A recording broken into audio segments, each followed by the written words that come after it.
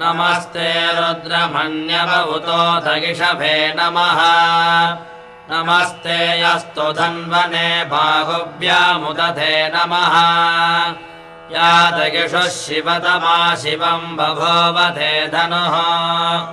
शिवा शरव्या यातपतया नो रुद्रमृडया